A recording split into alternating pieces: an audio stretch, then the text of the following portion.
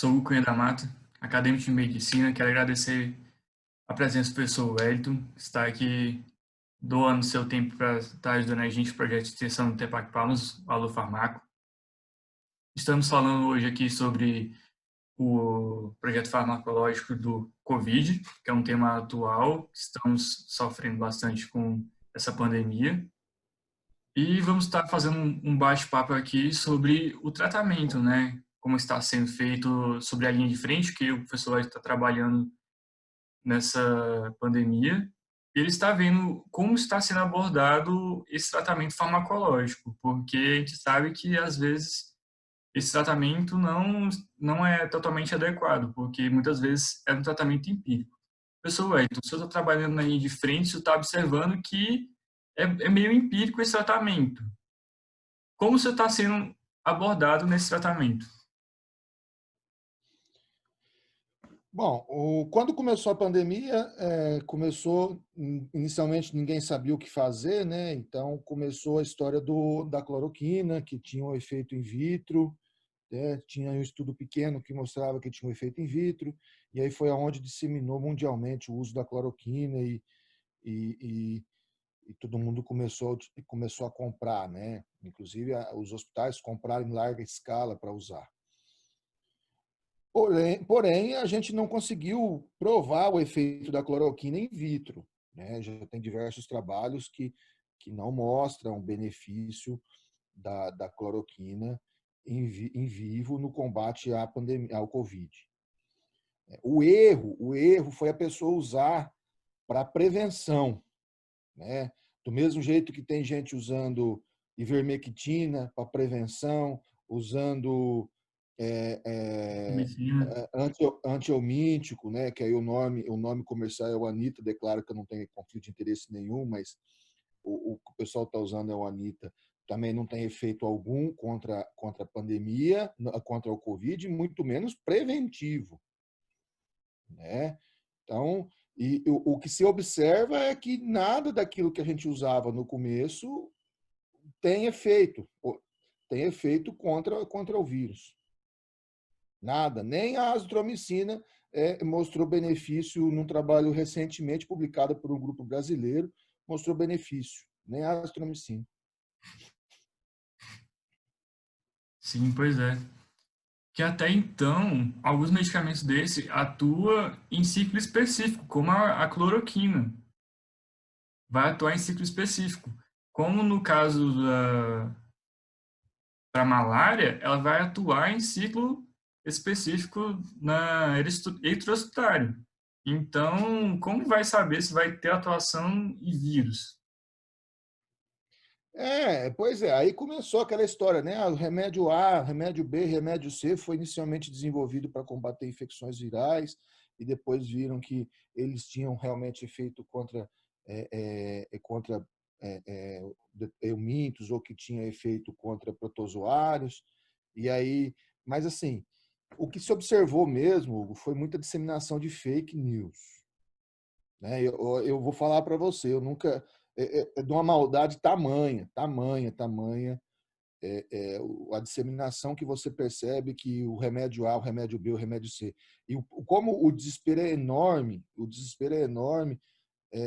se falar que fazer uma mistura de um chá de uma planta A com a planta B com a planta C, daqui 10 dias já não tem a planta do mercado mais, porque o pessoal faz de tudo e aí começa preventivo, é preventivo, é tratamento.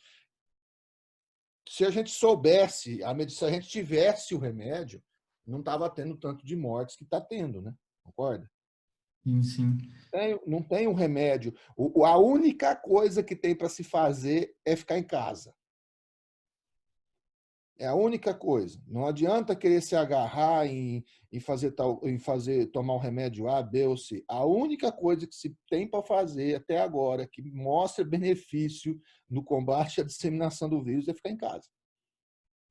Sim. Só isso. O mito da cloroquina veio desde 1918, 20, na época da gripe espanhola ainda, né?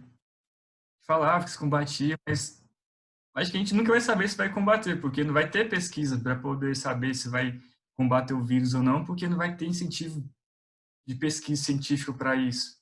Então, acho que nunca vamos saber se vai ter mesmo essa eficiência. O que se mostrou que em vivo ela não causa mudança no desfecho. Ela não causa mudança no desfecho. O problema da cloroquina também são os efeitos colaterais que ela pode trazer, né? Ela pode trazer. Tá certo que é um remédio usado em larga escala aí pelo pessoal da reumatologia, né? Como uma droga poupadora de corticoide.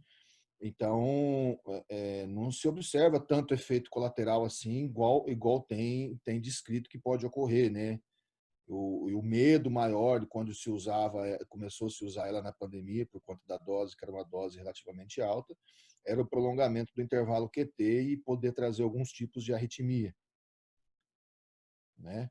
Eu acho que nunca se estudou tanto o intervalo QT do eletrocardiograma quanto dessa pandemia por conta da cloroquina.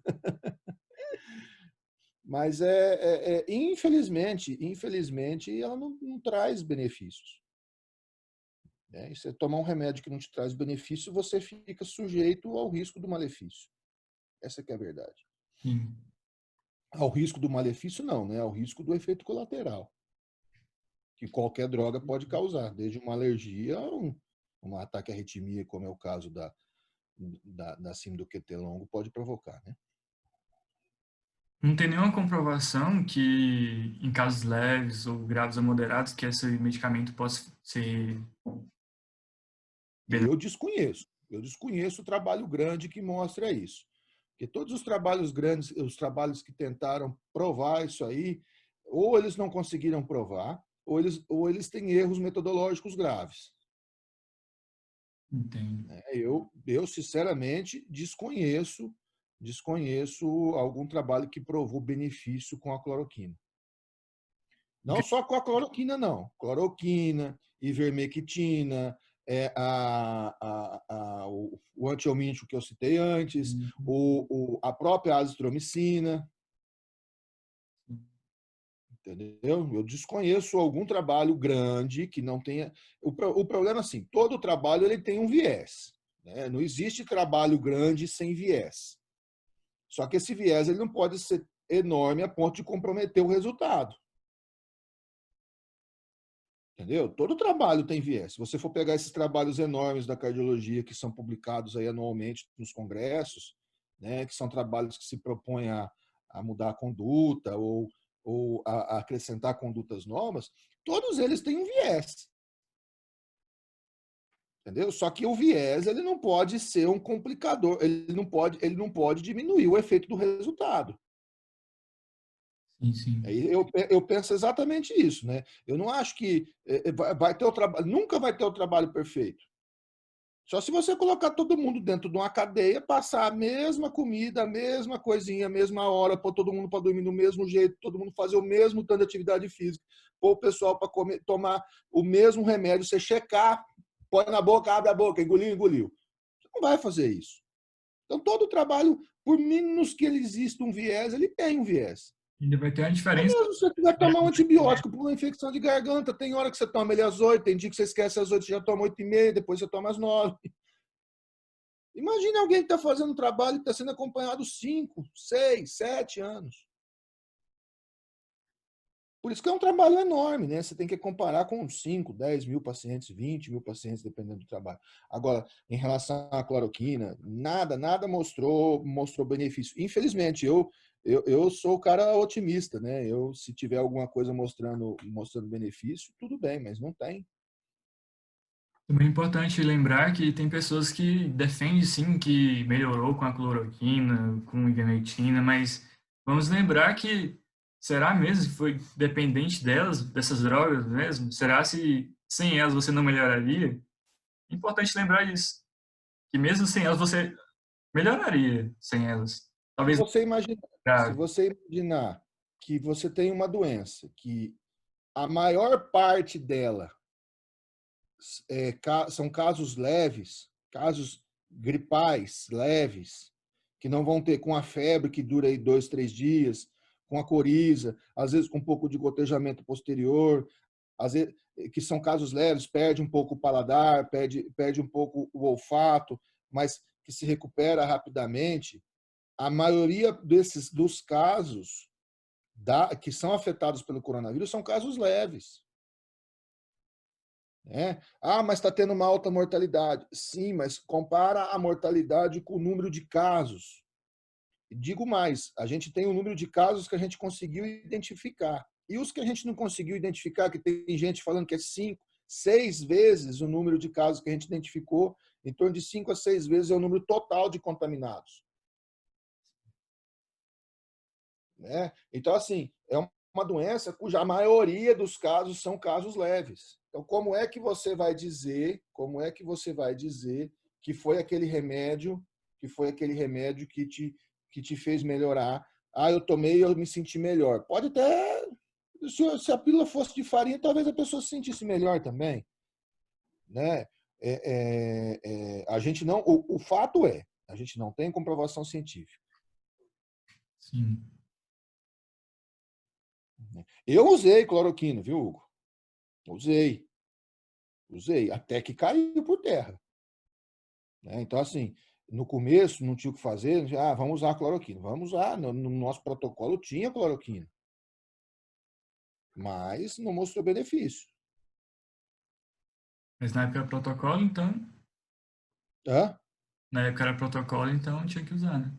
Na época era protocolo, as grandes universidades usavam, o mundo usava, né? Os Estados Unidos chegou a produzir cloroquina em alta escala.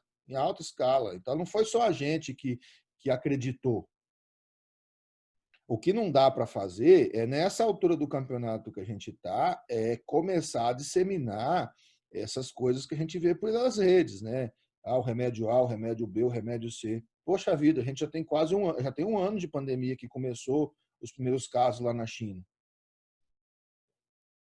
E até agora nada mostrou benefício a não ser o corticoide. A única coisa que mostrou benefício é o Sintomas corticoide. ainda. Hã? Para alívio de sintomas ainda, né? Eu estou acompanhando uns pacientes em casa que passaram por médicos aí da rede e tomaram ivermectina, tomaram isso, tomaram aquilo, tomaram cloroquina, tomaram aquele outro. Tem gente prescrevendo ainda.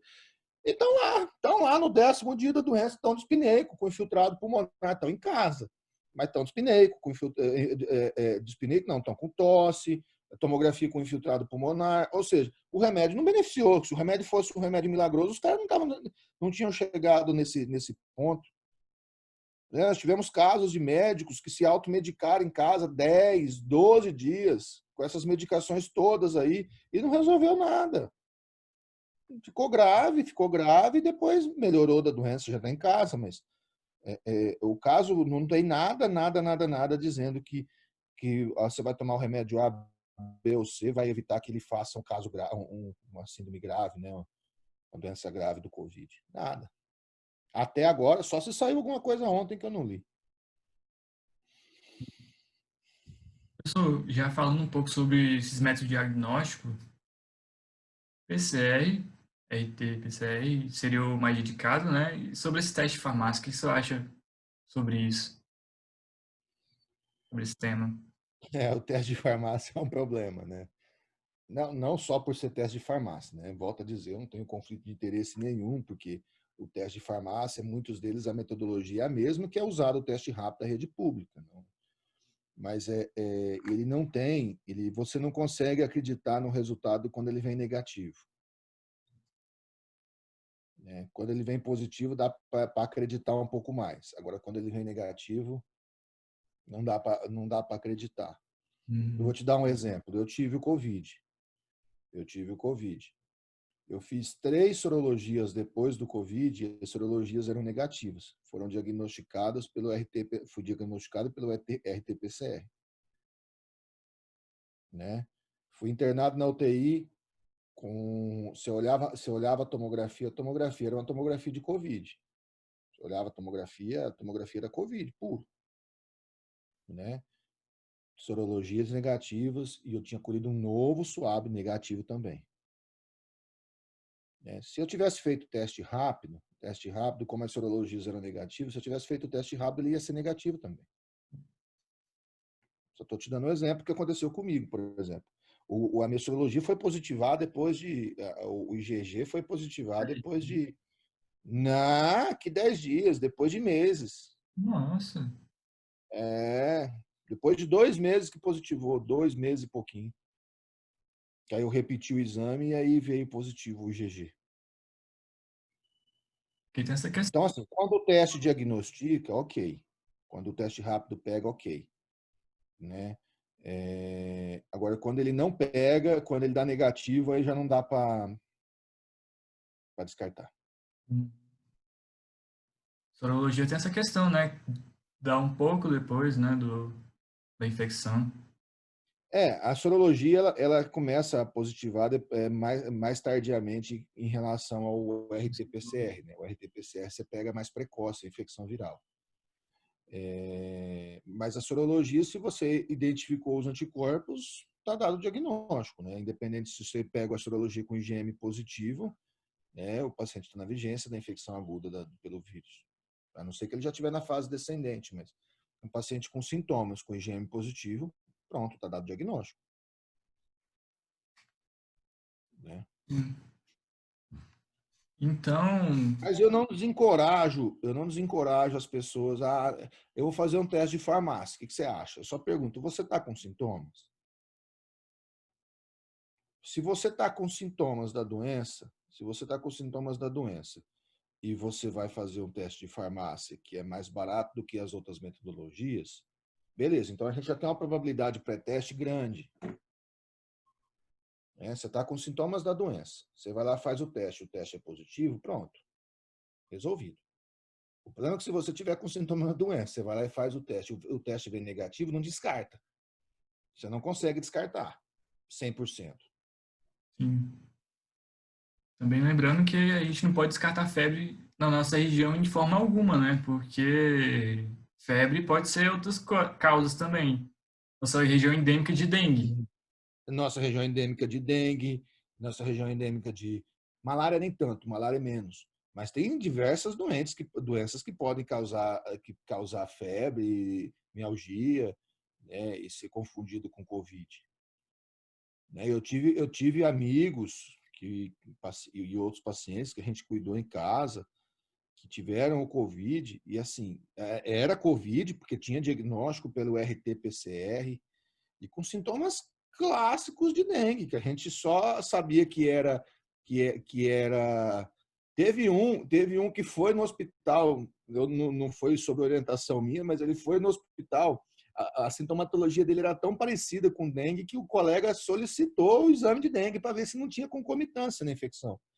Né? Até brinquei com ele, rapaz, você ia ter vai ser sortudo assim lá longe, um Covid e dengue ao mesmo tempo.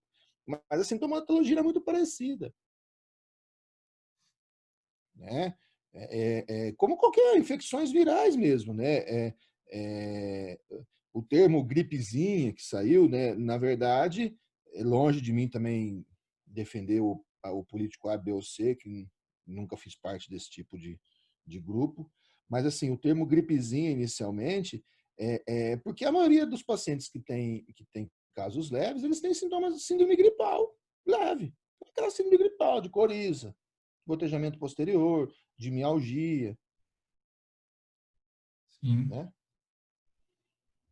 Pessoal, que você tenha falado Mas que, mas que sobre. essa gripezinha ela pode virar uma gripe grave, né? Do mesmo jeito que qualquer outro tipo de gripe pode evoluir com acometimento pulmonar grave. Por isso que se vacina. Puxando esse Vai, diga. da vacina, que você pode falar sobre a vacina que vai sair, o que você acha?